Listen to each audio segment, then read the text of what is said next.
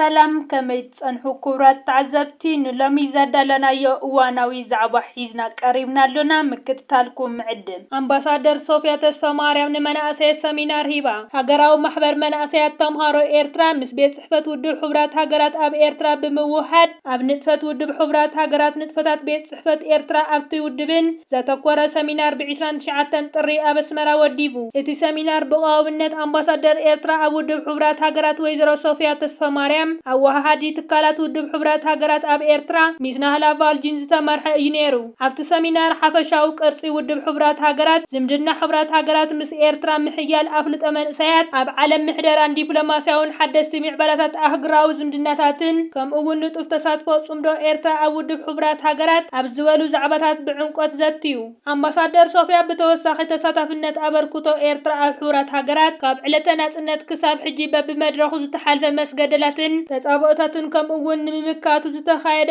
ዕዮ ዝምልከት ዝርዝራዊ መግለጺ ኣቕሪባ ኤርትራ እቲ ውድብ ኣብ ዝዕድሞ ናይ ዘተመደባትን ኣኼባታትን ብንጥፈት ብምስታፍ መርገጺያን ኣካይድኣን ንምንጻር ብዝለዓለ ደረጃ ትሰርሕ ከም ዘላ ዝጠቐሰት አምባሳደር ሶፊያ ኣተባባዒ ውጽኢት ከም እተረኽቦ ኣብሪሃ ሚስ ናህላ ብወገና ቁኑዕ ምስሊ ኤርትራ ንምጉላሕን ዝግበር ተጻብኦታት ንምምካት ብኣምባሳደር ሶፊያ መሳርሕታት ዝካየድ ዘሎ ዕዮ ዝነኣድ ምዃኑን ብምጥቃስ ኣብ ልዕሊ ኤርትራ ዝጸንሐ ጉጉይ አመለኻኽታ እናተመሓየሸ ይመጽእ ከም ዘሎ ሓቢራ ኣብቲ ንኽልተ ሰዓታት ዝጸንሐ ዓውደ ዘተ መንእሰያት ተምሃሮን ሰራሕተኛታትን ከምኡውን ዕድመ ዝተገበረሎም ወከልቲ ትካላት ውድብ ሕቡራት ሃገራት ኣብ ኤርትራ ተሳተፍቲ ነይሮም። ኤርትራ ናይ ኣብዪ ናይ ፓርላማ ዘረባ ኾኒና ሚኒስተር ዜና ኤርትራ ኣቶ የማነ ገብረ መስቀል ቀዳማይ ሚኒስተር ኢትዮጵያ ኣብዪ ኣሕመድ ብዛዕባ ተራ ሰራዊት ኤርትራ ብዝምልከት ኣብ ባይቶ ወከልቲ ህዝቢ ዝሃቦ መግለጺ ዘይሓቃዊ ኣጀንዳ ኩናት መመኽነይ ክብል ብትሪ ኾኒኑ ሚኒስተር የማነ ኣብ ማሕበራዊ መራኸቢታት ገጹ ኣብ ዝሃቦ መግለጺ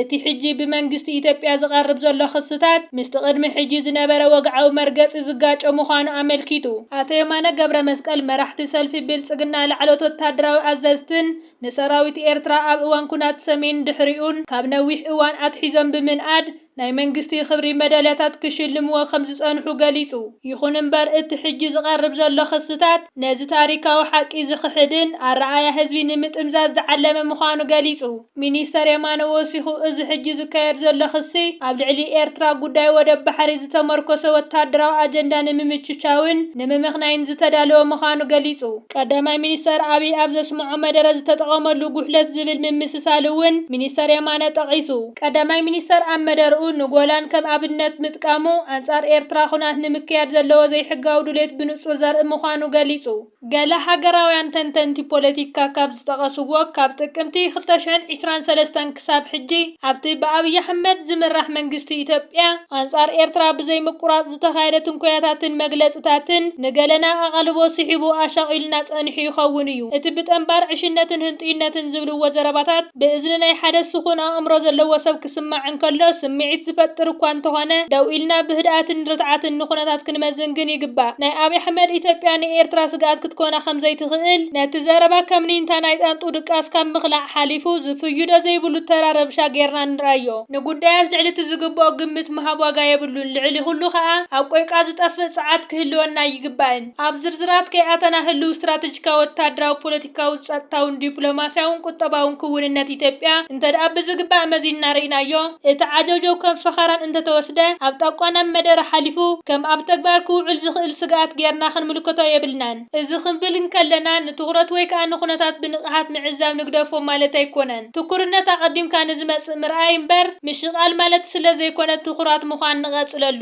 ሓበሬታ ምስናቕ ዘባዊ ምዕበለታት ምክትታል ቁርብነት ብቐጻሊ ምሕዳስን ምሕያልን ካብቶም ክንገብሮም ዘለና ጥንቃቐታትን ስጉምታትን እዮም ጻዕርና ኣብ ንጹርነት ግንዛበ ስልጡን ኣረኣያ ብዓብዩኻ ኤርትራ ንናጽነታን ልዕላውነታን ክትዕቅብ ንዘይዕጸፍ መኸተ ክትቀረብን ዘኽእልዋ ተመክሮታት ካብ ታሪክ ምምሃርን ክሕየል ኣለዎ ከምቲ ፕረዚደንት ኢሳያስ ኣፈወርቂ ዝኣመቶ ኣብ መፈንጠራ ቆይቋ ንዘይምእታው ከም ህዝቢ ክንጥንቀቕ ይግባእ ብርእሰ ምትእምማን ስቕ ምባል ነቲ ዝበሃል ምርዓም ማለት ኣይኮነን እቲ ሓቀኛ ትርጉም ኣብ ነብስኻ ምትእምማን ሓይልኻ ምፍላጥን ንነገራት ከከም መጠኖም ግምት ምሃብን እዩ ንነገራት ከከም መጠኖም ግምት ብምሃብ ብንቕሓት መዘንቲ ተንተንቲ ከምኡ ከዓ ድልዋት ንኹን ብምንባሕ ከም ከልቢ ኣንፈት ፍጥነት ጉዕዞ ዝልውጥ ገመል የለን ኤርትራ ኣካል ናይቲ ሰፊሕ ስለያዊ ዲፕሎማሲያዊ ጻዕሪ ዝኾነ ዞባዊ ምርግጋእን ጸረ ሽበራን ከምኡ'ውን ኣብ ሱዳን ዘሎ ግጭታት ምምሕዳር ዝዓለመ ኣብ ቱርኪ ዝግበር ዘተ ክትሳተፍ ምዃና ተገሊጹ። ኤርትራ ኣብቲ ብሃገራዊ ስለያ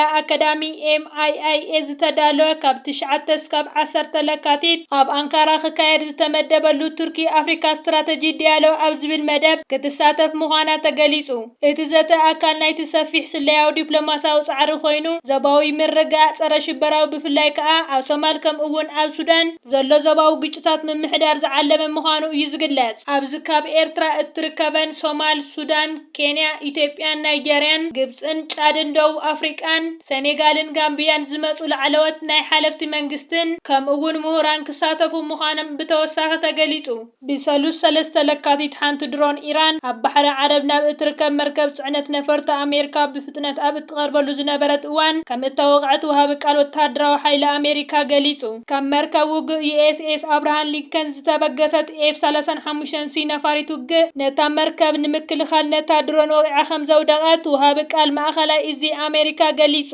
እታ መርከብ ኣገማግብ ባሕሪ ኢራን ኣስታት 500 ማይልስ ርሒቓ ኣብ ዝነበረትሉ እዋን እታ ድሮን ዘይንጹር ዒላማ ሒዛ ናብኣ ከም ዝቐረበትን ኣብ ልዕሊ ዝኾነ ኣጽዋር ኣሜሪካ ይኹን ኣባል ዝወረደ ጉድኣት ከም ዘየለ ገሊጹ።